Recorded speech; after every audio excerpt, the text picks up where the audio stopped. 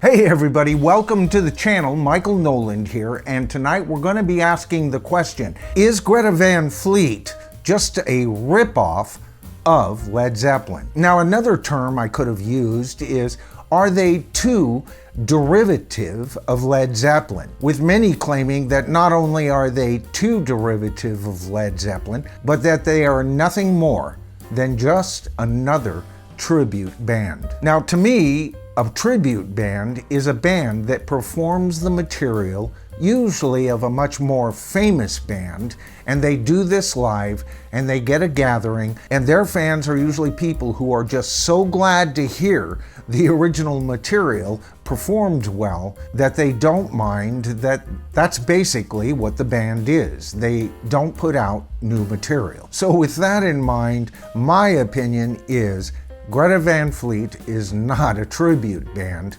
They are an original rock band. But that gets us back to the question, are they too derivative of Led Zeppelin? Now, first of all, let's take a look at that word derivative. There isn't a rock band on planet Earth that has not been a little bit derivative of an original source of some kind. Even Led Zeppelin themselves began their career with a ton of criticism from the press and a few fans as well, as being too derivative of some of their very favorite old blues masters. And of course, Led Zeppelin did not help that criticism when they would lay claim to writing some of these songs, even laying claim to arranging some traditional musical elements, when in fact that arrangement was the exact arrangement already used by artists that the band were quite aware of.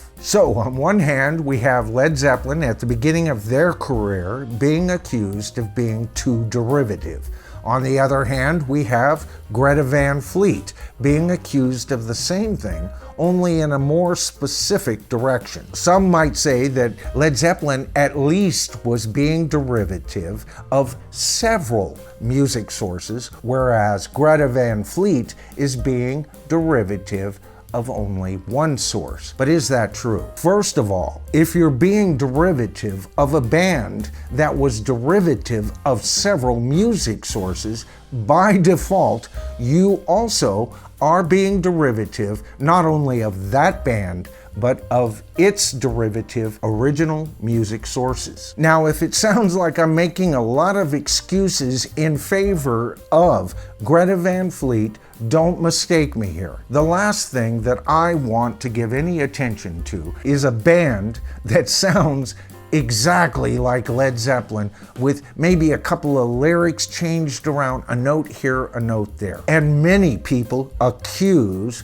Greta Van Fleet of being exactly that. Now, first of all, my personal history with Greta Van Fleet was one day a few years ago, I was driving in my truck, listening to talk radio, and they were being interviewed. Now, during the course of the interview, they would intersperse cuts from their album Under the Fires. I was immediately impressed. Yes, I heard the connection to Led Zeppelin immediately. And perhaps that was what got me to go out and get the album. I don't know. Maybe I just heard this band on a day where I was in a reflective mood and good old Led Zeppelin sounding music coming over the airs. I couldn't help but be a fan. But when I got that album home and I listened to it over the next 3 months, and by the way, that album has been designated an EP, which means an extended player.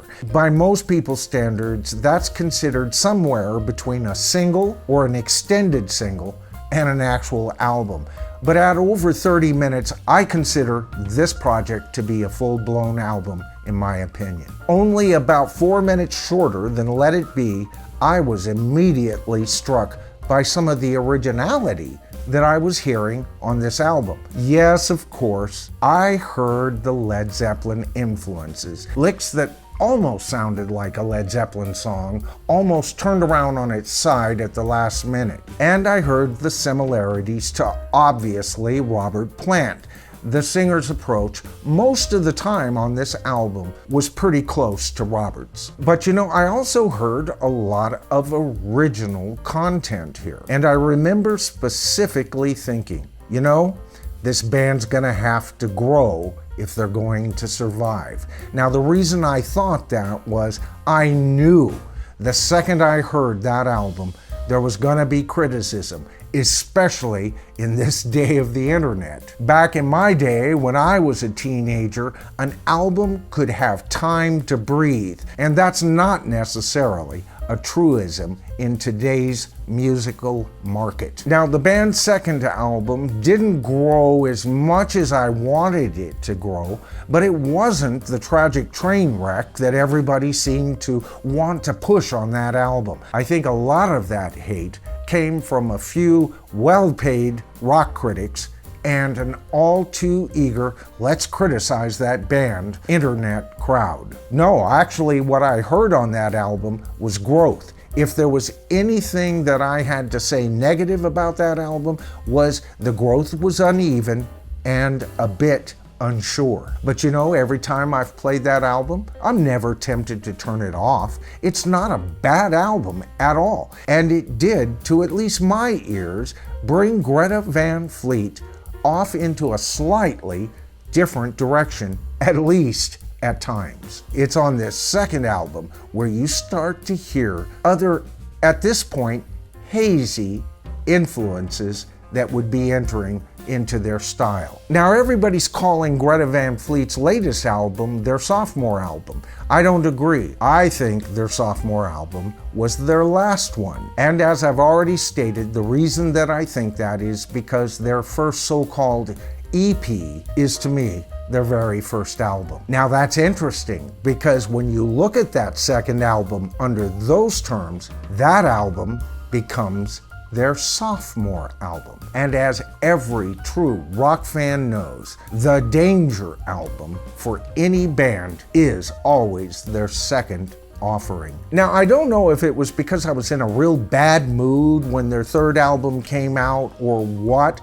I immediately heard some brilliance on this album. Don't get me wrong. It seemed a little bit put together from too many directions at times. There was, of course, still Led Zeppelin influences, but now all of those hazily hinted at influences that I talked about on their second album, they were now becoming more clearly identifiable. Now we're hearing them taking influences from Rush and even the rock band Yes. Anyway, like I've had to do with several albums in my life, I had to give it a re-listen about a month down the line, and I loved it. My wife and I and my youngest daughter bought tickets to go see them live in San Francisco, and people, this band can rock. Their live show is full of energy, and the light show, a light show that I think travels with them because I saw the same lights in some stills from other cities, is fabulous. This band, as far as I'm concerned, has some of the finest musicians offered all in one collective, or what we call a rock band, in today's music industry. One of the things that I think they do have in common with Led Zeppelin is that they are all pretty much co-equals in not only the writing approach, but their musicality as well. Now here's another thing. Think about where this band is in their career. Aren't they about where Led Zeppelin would have been right around Led Zeppelin 3? You know, it wasn't until Led Zeppelin 3 that we saw what was only hinted at on their first two albums fully start to realize. So I don't know, this is still a young rock band, and thank God for that, because in order for them to ever get out 8 albums, they'll probably be in their late 40s. But right now, where this band is, they are poised and could pull it off. I think they could be the next biggest rock band, and I think they could even point to a direction that needs to be pointed to. You know, the band is made up of 3 brothers and a friend who all grew up together listening to their parents' vinyl. And if you've heard them in their interviews, their personal inspirations, what really turned them on were some of the very same things that turned on a very young Led Zeppelin before that band ever was formed. Now here's another point. One of the things that people said about Led Zeppelin was, oh, they take music from so far back they didn't think they'd get caught. Well, think about it. A lot of the music that Led Zeppelin was recording or rearranging or rewriting, that stuff was about 25 years old at that time. Well, it's been over 40 years since Led Zeppelin disbanded. When will it ever be okay for younger bands to use them as a basis from which to start and then develop into something we can all watch? That, people, would be the continuation of rock and roll as an art form. Right now, as I've stated many times before, the art form, rock and roll, is just like a patient in the ICU unit at a hospital. The art form needs a new direction, and historically speaking, new directions in rock and roll have always been found in the past. All right, so that's where I'm going to stop off tonight. If you want more on Greta Van Fleet, let me know in the comments. I would love to cover this band in a whole lot more detail. Of course, the names you're seeing in front of me, as always, are brand new subscribers. Hey folks, I want to thank you so much for subscribing to the channel. For you who have shared my videos, thank you so much. And an even bigger thank you to our viewers in general. You know, if you haven't had a chance to subscribe to the channel as of yet, all you have to do is hit that subscribe to the tribe button, hit that top bell notification, and you'll be notified of all my future videos as they come out. All right, so that about does it for tonight's video. I'm Michael Nolan. This, of course, is The Bottom Line, and I'll see you in my next video.